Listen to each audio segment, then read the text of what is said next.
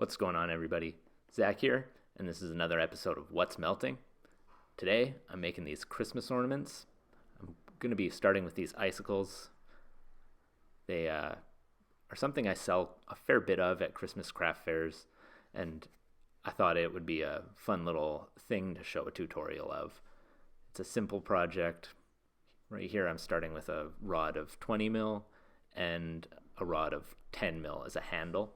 So I'm going to heat both of those ends up nice and hot, join them in the flame, and then pull that out of the heat and rotate carefully and evenly to try and set that handle up nice and straight.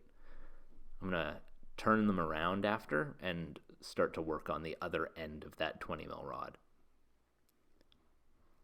20 mil rod's just what I had on stock. I actually would prefer to do this on a little bit of a smaller rod, but being able to pull it down out of the thicker rod that I could access was, totally reasonable without having any 12 mil on hand. But right now I'm just picking away some of the scrap glass from the cut end from the factory. The ends are usually cracked off, so you break down a 5-foot long piece and the ends need a little cleanup. But I'm going to grab a 7 mil rod here and handle up to the end that I'm cleaning, or that I cleaned up.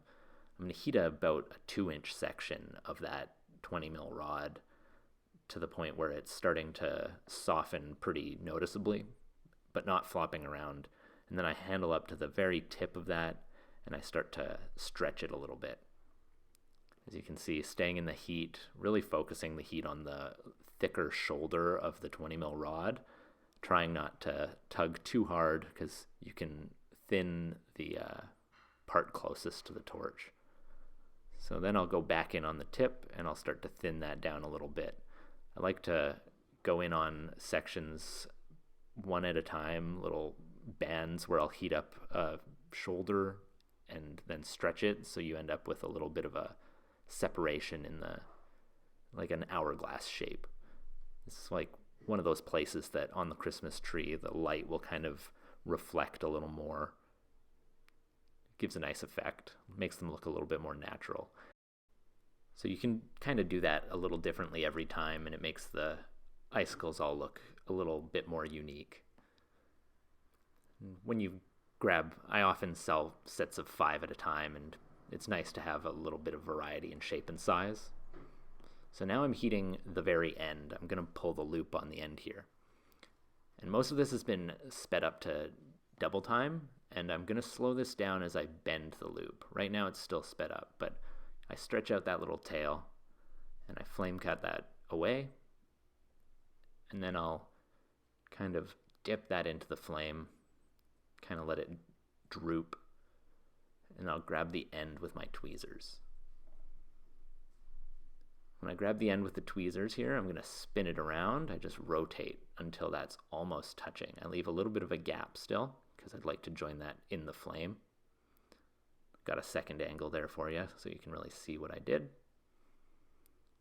Get it very close, and then I heat it up so that the connection point's liquid hot, and then I touch the two, just press it with the tweezers there, and that'll close that gap up, and usually it fuses quite nicely. And then I use the pointed reamer to kind of make that a nice round hole, get rid of any V shape where that connection point was made. And there it is. So now I'm going to pick up my tongs. I've got some fiberglass sleeves on the tongs there. Those are something I picked up at a welding shop. They're called TIG fingers. And then I just heat the tip there, rolling it and holding it, and then I pull out a nice point with the end of that rod that I separated from the end, and that one's done. So I'll throw that in the kiln here. Now we're going to move on to one of the icicles that I put some blue lines onto. It's just a little color short that I had on the workbench. Using color shorts up, I always join them to a little glass handle like that. Allows me to use up every little bit, and it's nice to kind of use color shorts for this sort of repetitive production work. So got that all cleaned up, And there's a section of that 20 mil I've finished pulling off all the clear icicles, and now I'm left with a chunk that's not quite big enough for one clear icicle.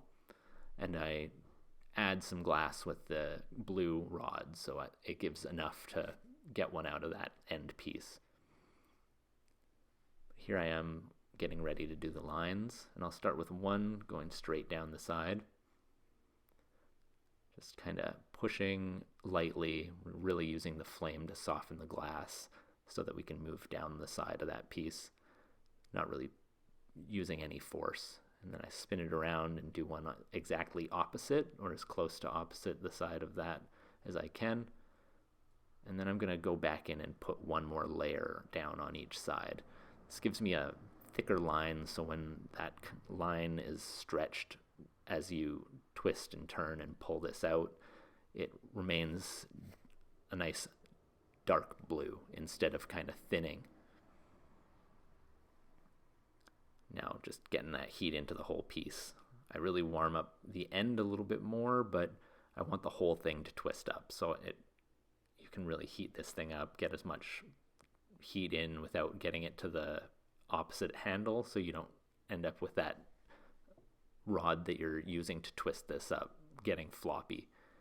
And there you see I'm pulling it out, giving it a twist and turn, and I'm kind of dragging my thumb on the right hand to give it a little bit of resistance so that twist continues. And this is going to get almost too hot. You get out of the flame and kind of let gravity put that back into center.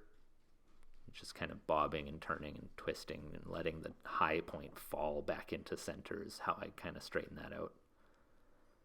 Now I'm cleaning up the end a little bit, give it a little bit more of a stretch. These are a fun process. It turns out really quick, kind of repetitive though, because when you're selling sets of 3 or 5, you end up going through quite a few in a day at a craft fair. And when I'm making these, I try and do at least 20 or 30 in a day at a minimum, if not more than that. Here we go, pulling out the loop. Once again, I'm going to slow this down so you guys can see exactly how quickly I make that loop. But there we are, flame cut the extra away. Kind of bob that in the flame, make sure the whole thing's hot, grab it with the tweezers and twist. Kind of just leaving about an 1/8 of an inch gap there. Yeah, I got that second camera angle again, just to really hit home. I think this is one of the most critical points in the whole process. And then we grab the tweezers and touch that together. Once again, grabbing the pointed reamer, I'm going to get rid of that little V shape and make a nice, perfect circular ring.